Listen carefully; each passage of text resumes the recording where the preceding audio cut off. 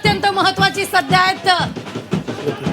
आपण बघतोय दादर मधून निवडून आलेले यशवंत किल्लेदार हे राज ठाकरेंची भेट घेण्यासाठी पोहोचलेले आहेत। राज ठाकरे यांच्या बरोबरचे जे जुने संबंध आहेत आणि पूर्वीपासूनचे कॉलेज पासूनचे संबंध आहेत ते सांगताना यशवंत किल्लेदार भावुक झालेले होते आणि राज ठाकरेंना पोहोचण्यासाठी राज ठाकरे यांच्या परिवाराची भेट घेण्यासाठी विजय उमेदवार कृष्णकुंजच्या अंगणातले विजय उमेदवार यशवंत किल्लेदार हे त्या ठिकाणी पोहोचलेले आहेत। एक जल्लोष पाहायला मिळतोय।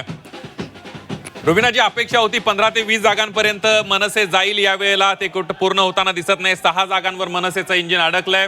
मात्र एक जल्लोष पाहायला मिळतोय कारण होम ग्राउंडवर राज ठाकरेंच्या उमेदवारांना यश मिळवलंय। रुबीना, आपण जर पाहिलं संदीप तर वारंवार मराठी मतदारांना आवाहन राज ठाकरेंनी केलेलं होतं, तरी सुद्धा जर मनसेला 6 जागा मुंबईत भेटलेल्या, संयुक्त सभा झाली, वारंवार एक भावनिक आवाहन मराठी मतदारांना, भावनिक साथ जी ती राज ठाकरे घालत असल्याचं पाहायला मिळालेलं होतं। मात्र आता ते या दिवसाअखेर माध्यमांशी बोलतील की नाही याकडे सुद्धा सगळ्यांचं लक्ष असणार आहे, कारण माध्यमं त्यांच्यापर्यंत पोहोचलेली, माध्यमांसमोर आता ते काय बोलणार, या सगळ्या एकूण निकालांबाबत ते काय प्रतिक्रिया देणार याकडे लक्ष। मात्र प्रतिक्रिया त्यांनी देणं टाळलेले संदीप, ते तिथून निघून गेलेले असल्याचं आपल्याला पाहायला मिळालेले। उमेदवार जे विजयी झालेत ते त्यांची भेट घेण्यासाठी तिथं आलेले होते, मात्र राज ठाकरे माध्यमांशी बोलतील असं वाटत असतानाच राज ठाकरे हे पुन्हा एकदा आत निघून गेल्याचं आपल्याला पाहायला मिळत आहे। अगदी आपण जर मनसेची जर कामगिरी बघितली तर 6 जागांवर मनसेचा विजय झालेला आहे। 217 पैकी 6। आता पुढच्या ज्या काही जागा आहेत त्यामध्ये 10 जागांमध्ये किती मनसेला जागा मिळतात ते बघणं सुद्धा महत्त्वाचं ठरणार आहे। मात्र हा परफॉर्मन्स आहे तो मागच्या 2017च्या निवडणुकीच्या 1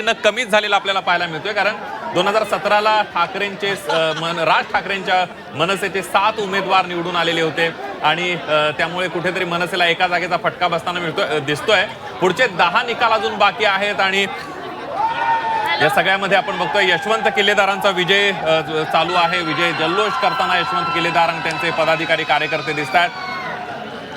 मागल्या अनेक वर्षांपासून राज ठाकरेंचे आणि मनसेचे निष्ठावंत म्हणून यशवंत किल्लेदार हे ओळखले जात आहेत। मनसेची माध्यमांमध्ये बाजू असू देत, मनसेची आंदोलनांमधली बाजू असू देत, ही भक्कमपणे मांडताना यशवंत किल्लेदार आपल्याला नेहमीच दिसत असतात। एक जल्लोष पाहायला मिळतोय कृष्ण आपल्याला शिवतीर्थच्या समोर या ठिकाणी यशवंत किल्लेदार यांचे कार्यकर्ते आहेत। होम ग्राउंडवर मात्र राज ठाकरेंनी बाजी मारल्याचं पाहायला मिळत आहे।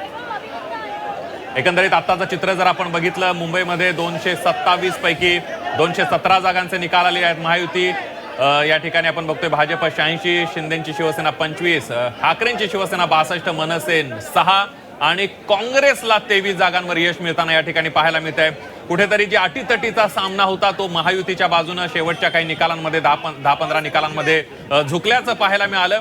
ठाकरे बंधूंनी काट्याची टक्कर दिलेली आहे भाजपला। एकतर्फी निकाल होईल, एकतर्फी विजय भाजपचा महायुतीचा होईल असं वाटत होतं, मात्र हा निकाल प्रचंड उत्सुकता निर्माण करणारा ठरला, अटीतटीचा ठरला। उद्धव ठाकरेंचा पक्ष, राज ठाकरेंचा पक्ष आणि एकंदरीत ठाकरे बंधूंनी महायुतीच्या पक्षांना भाजपना काट्याची टक्कर दिल्याचं पाहायला मिळतंय। राज ठाकरे हे यशवंत किल्लेदार यांचं स्वागत करतानाची दृश्य आहेत, त्यांचं अभिनंदन करतानाची दृश्य आहेत शिवतीर्थच्या समोर। आपण पाहतो फटाक्यांची आतषबाजी सध्या शिवतीर्थासमोर पाहायला मिळते। मात्र दुसरीकडे जर आपण पाहिलं तर आकडेवारी सुद्धा समोर येते। महायुती एकीकडे बहुमताच्या जवळ पोहोचलेली, 2 बहुमत गाठण्यासाठी त्यांना 2 जागांची गरज असताना दुसरीकडे यशवंत किल्लेदार हे सध्या जल्लोष साजरा करतायत।